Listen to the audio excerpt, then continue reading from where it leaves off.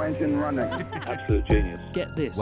Welcome. This is the show where we bring you Science. What that essentially means is discoveries, Advances. questions, Research. technology. Unbelievable. Without further ado, This is The Naked Scientists.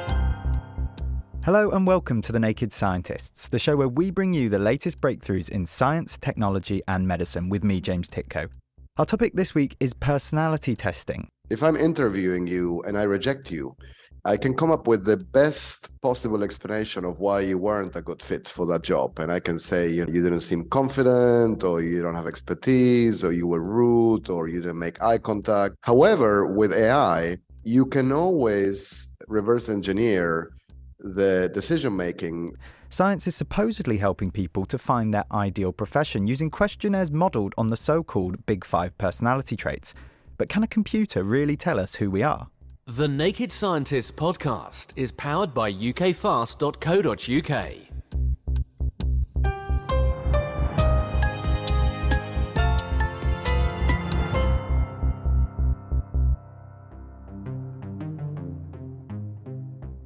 If you've recently applied for a job, you may have been asked to fill out a personality test.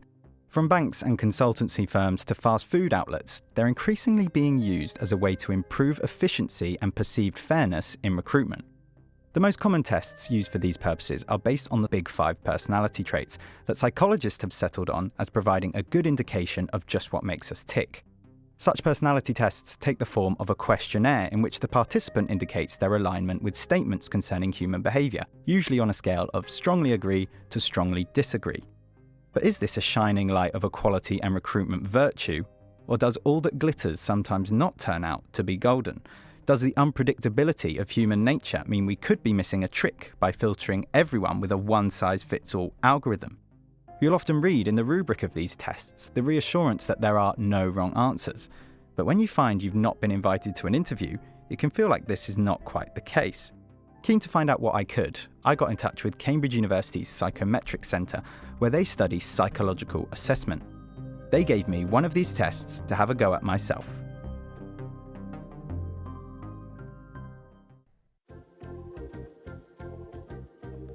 Okay, so the report explains the likely consequences of one standing on 5 broad personality domains. Please use the rating scale next to each phrase to describe how accurately each statement describes you. Okay, number 1, worry about things.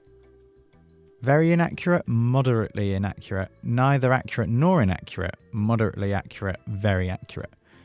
I'd say I'm pretty middle of the road on that. So I'm going to go with neither accurate nor inaccurate for that one. Have a vivid imagination. Moderately accurate. Hi, I'm Josephine Andresen. I work at the Psychometric Centre at Cambridge Judge Business School as Business Development Associate.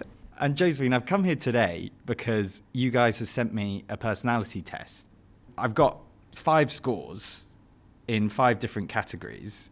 Yeah, so it's a Big Five personality questionnaire, which is constituted of extraversion, then agreeableness, then conscientiousness. Would you start right away with a task when you get it? Would you continuously work on it? Then neuroticism, how many negative emotions, or do you have anxiety, depression, but also anger? And openness to experience. Through a lot of research, scientists have boiled personality traits, like traits that are stable throughout life. So you score quite high on agreeableness, 80, and quite low on neuroticism. So I feel like the highest and lowest scores always gives you quite an indication of what the person might be like. So for agreeableness, for example, it means that you don't see conflict with other people, which might make you a good team partner. You might also would like to have a culture that's a bit more friendly and not that competitive. Okay. Because there's also a disadvantage of being quite agreeable. The Big Five personality test is potentially something quite a few people will have heard of. What is it that has made that the sort of standard? It is so prominent within science, but also within organizations, because first of all, it's not biased. For example, race biases or gender biases. Usually, it's very important for these questionnaires to have questions that would account for that. For example, I like to play or go to football matches. Could be a measure for extraversion, only if you like sports. So it needs to account for these largely compared to other tests, for example, Myers-Briggs, that is quite popular but not very scientifically validated. Big Five personality test, extraversion, when you score high on it, it actually shows also with experiments, real life studies, it would actually predict certain kind of behavior, that you actually do go to more parties, or for openness to experience, you do actually engage in these behaviors. And then it's also reliable, because if you do it a lot of times, it always shows the same results. Why might filling out this sort of questionnaire give a good indication of what job I might like to do? Different companies have different cultures, different jobs have different levels of stress. So, for example, you're very low on neuroticism, so you might actually fare quite well in a stressful job. A company that has a very friendly culture, you might fit in there very well because you score high in agreeableness. But if it's like, I don't know, a consulting company that's a bit more competitive, as I have understood it so far, you might not like that much. So a company would actually know, do you fit them very well? That's interesting. So I suppose the question then becomes, consultancy jobs, for example, are paid very well.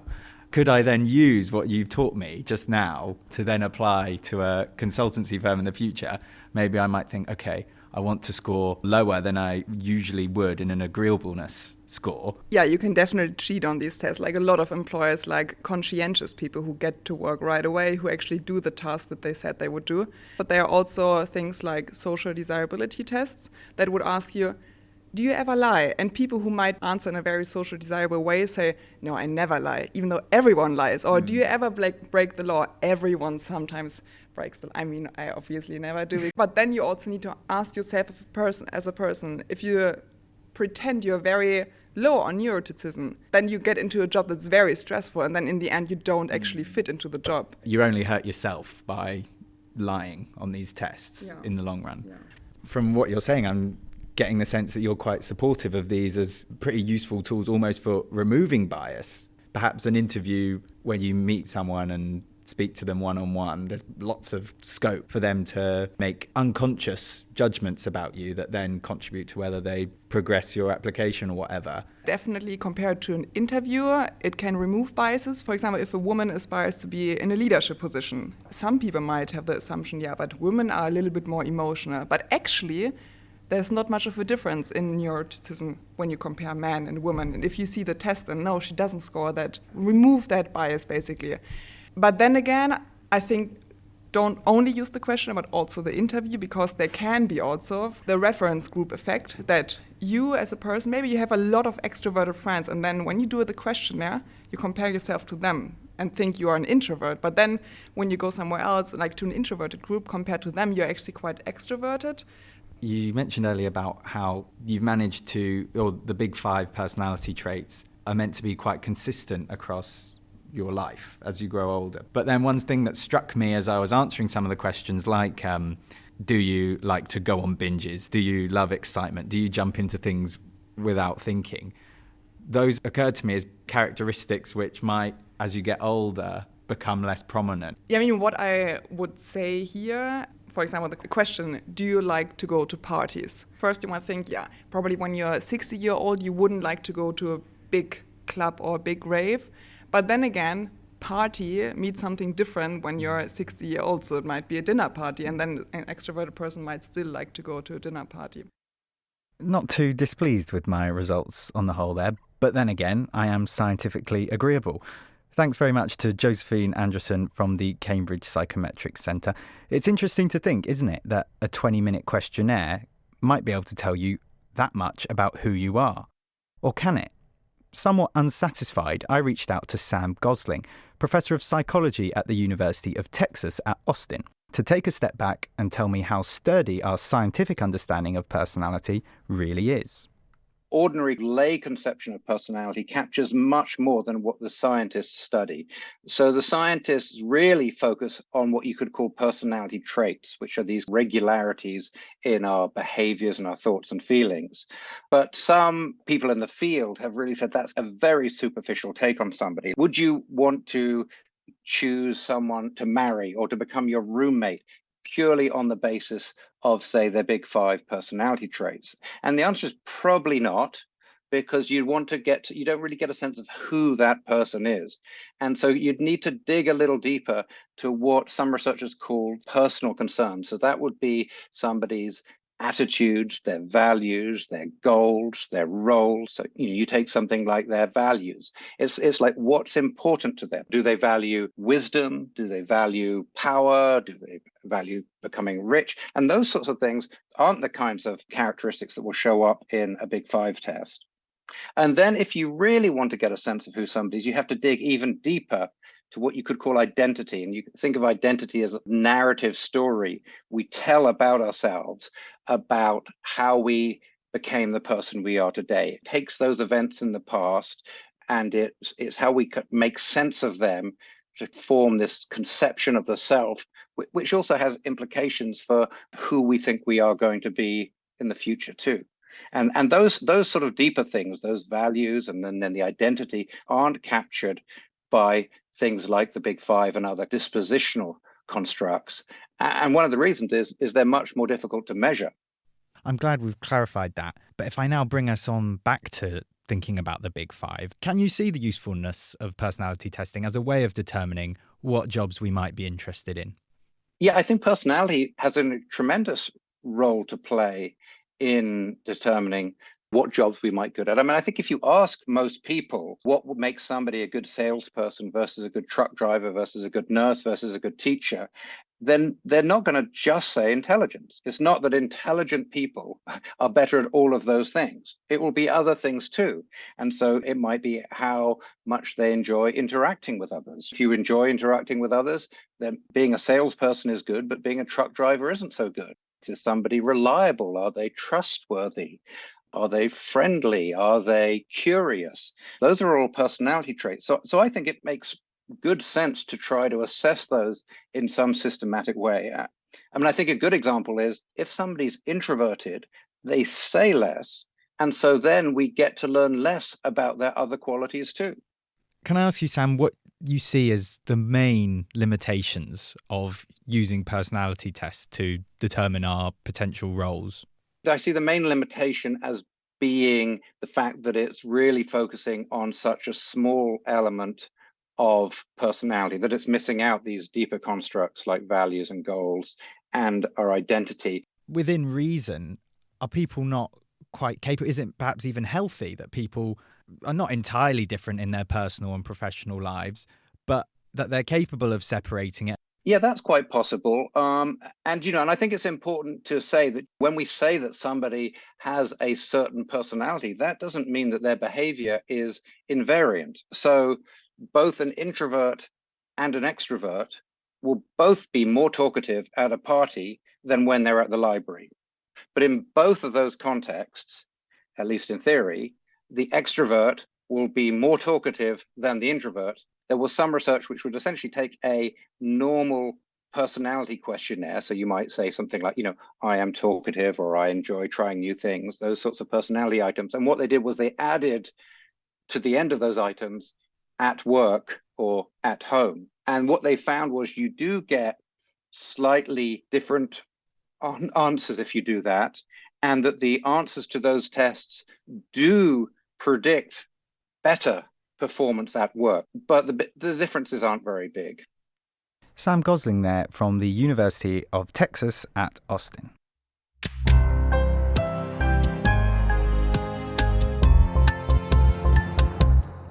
You're listening to The Naked Scientists, and this week we're looking at personality testing. Carrying out these tests is expensive and time-consuming, so why are so many corporations prepared to foot the bill?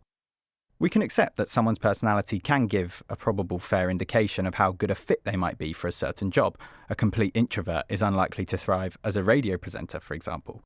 The controversy starts when we ask how these judgments are made.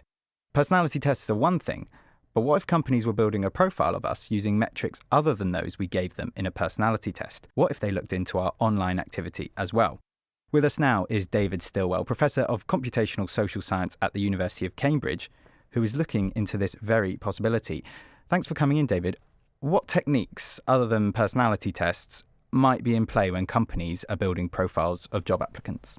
Personality tests have their problems, so we've been looking at alternatives. Some companies do automated video interviewing, for example. So this is where a computer does an interview with you, and then an algorithm tries to measure the quality of your answers. Other companies do gamified assessment, so you play games and then they use that to try to assess things. What I've been looking into is using social media data. So you probably know when you apply for a job, quite often someone in HR will search you up on Google and see what information they can find. And there's actually data. So from Ghent University, they found that those who have an attractive profile picture, they get 38% more job interviews than those with a less attractive profile picture. So that demonstrates the biases of humans again. So what me and my team looked into is, instead of asking all these questions on a personality test, or instead of a human looking at your social media data, maybe an algorithm can look at your social media data and try to assess your personality. So instead of saying, do you like going to parties, we just look at the data. How many parties do you actually go to? Do you talk a lot on social media? I suppose, yeah, I can see the value. But how does this all square with people's right to privacy if you're snooping around their social media profiles? Some people might say it's just public data, so you should be able to go ahead and use it. I don't agree with that. I think companies should ask for permission before doing this kind of thing. When you apply for a job, they should tell you the kind of information they're going to look at. The other thing that a company should do is they should share what they learned or concluded from their analyses when you are. So under GDPR, you've got the right to get data about you, and companies should share. I think what really matters is what context is it's used. So, for example, SAP, the massive German multinational, they came to us, they were redoing their recruitment, and they said, well, maybe we can use social media data. And we came to the conclusion that people wouldn't like it if you use social media data to decide if they get a job. What we created instead was a little sort of job recommendation app. So you shared your data, it predicted your personality, and then it said, well, here's a role for someone like you inside this big company, SAP. And that's much lower stakes, so people still have control over what jobs they can apply for. Do you have evidence for this being more effective, say, than a Big Five personality test? Using big data is definitely less reliable than using a test which is made to measure personality, because the data is more messy. On the other hand, this kind of technique has the advantage that it's based on real behavior. So it's what people are actually doing rather than what they say they do on the test. And therefore, we found that it predicts future behavior better. In many ways, then, we've been suggesting these sorts of techniques might actually be removing bias from the recruitment process. But then there must be examples of people who perhaps these algorithms aren't designed to account for, people with a disability where the model that these systems are working to means that they get caught in the net. Yeah, and as you said at the top of this, so professional personality tests are quite expensive, and it's easy to slap it together a few questions. But the reason why they're expensive is to really create a good test. You've got to collect a lot of data and a lot of evidence around it. And part of that is the test publisher should get data on what groups does it work with, what groups does it not work with. They should also provide advice to the people they're selling the test to say, these are the kind of accommodations you need to use when you're using this test. Maybe it's give people more time, or just it doesn't apply to this group. You need to use some other method. How reliably do personality traits built up through these data translate into job performance?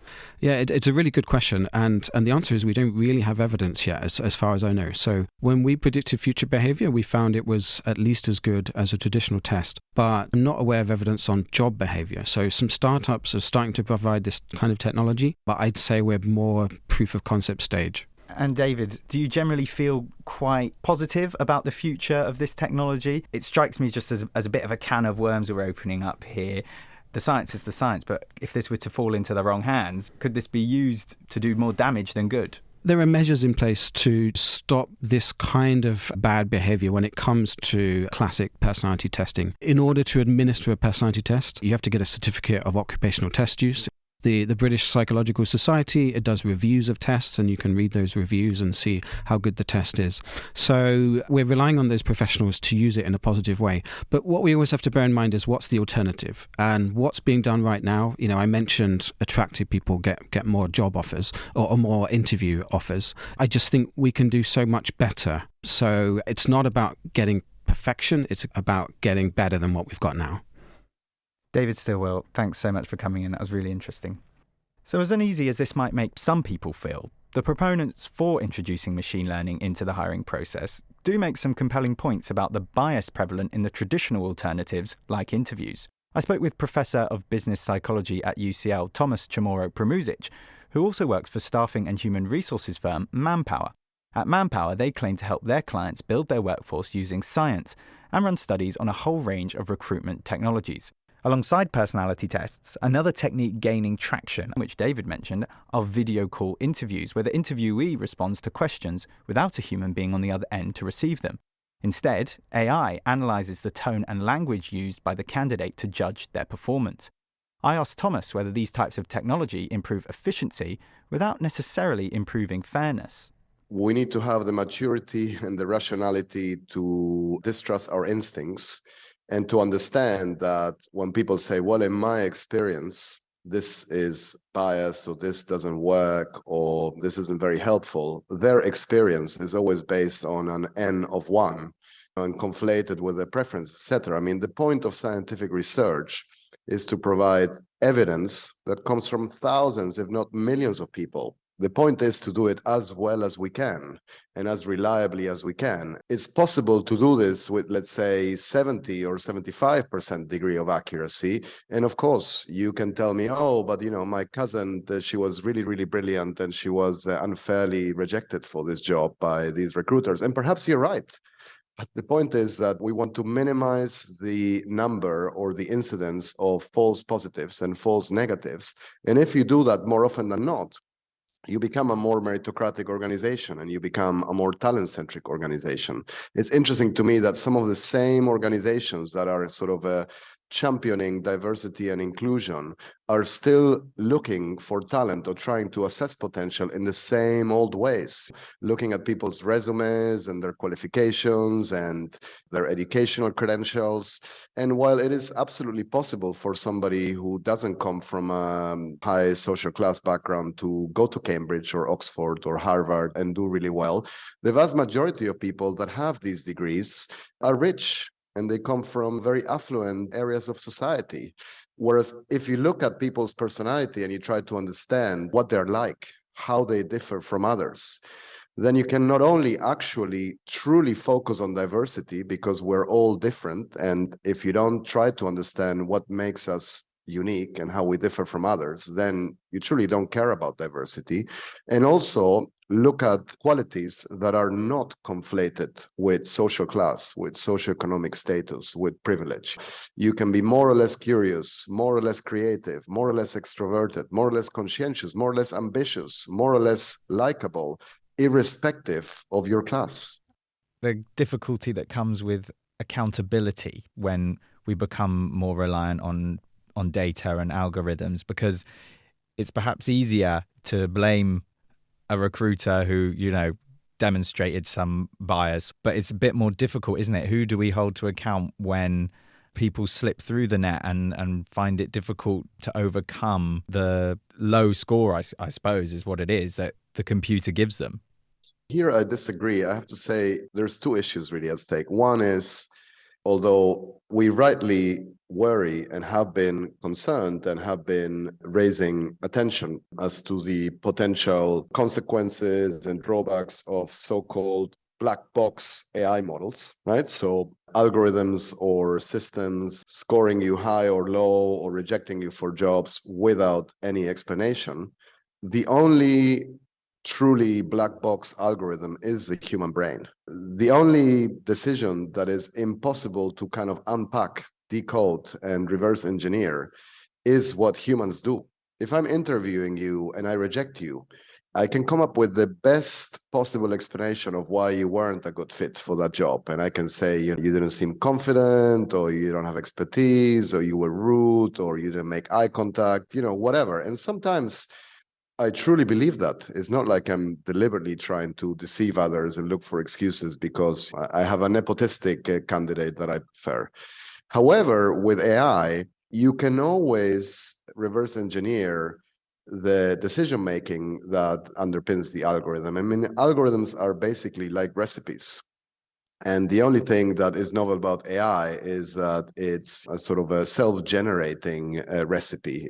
You give it data and then can find out what the key ingredients are and identify patterns, and then, yes, influence or make decisions on the basis of those patterns. AI that is ethical by design has competent humans overseeing these algorithms, testing them for bias and adverse impact, and ideally still being involved in the decision-making process. So I think it's very unlikely today that anybody is hired purely as a function of what a fully autonomous AI or algorithmic system does, which is also quite interesting because sometimes adding a human in the loop actually increases the bias, doesn't decrease it. I'll give you an example.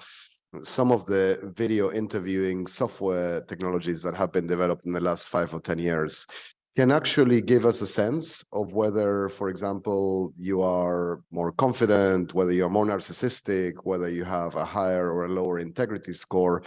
And when these scores are confirmed or checked by humans that come in the loop and they look at the same videos of people, actually, they don't become more accurate. They often become less accurate because the person is driven by a lot of signals that actually have to do with things like race or class or attractiveness.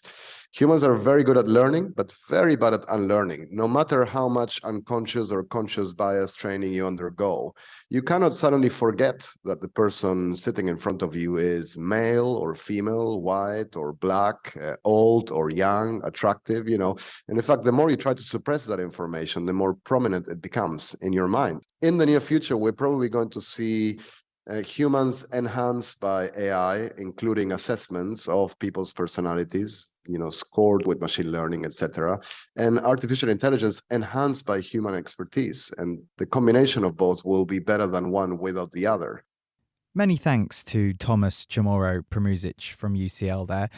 Everyone we've spoken to seems to agree that these tools should not be the sole determinant of application outcomes.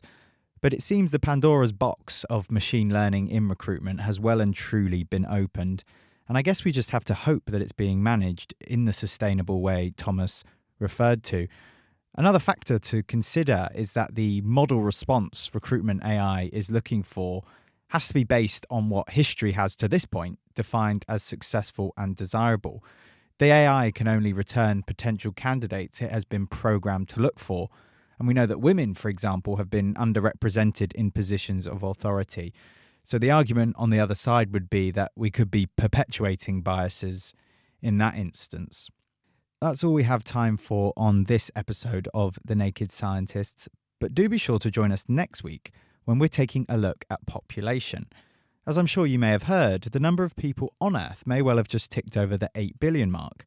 So what does the future of the human population look like? Are our numbers going to be topping out soon? How many more billions can our planet sustain, or have we already passed that point? Meanwhile, Tuesday the 29th of November is Giving Tuesday, and if you enjoy what we do for you here at The Naked Scientists, do please consider making a donation to support us. It really does help. You can do so at nakedscientists.com/donate. The Naked Scientists comes to you from the University of Cambridge's Institute of Continuing Education. It's supported by Rolls-Royce. I'm James Titko, thanks for listening, and until next time, goodbye.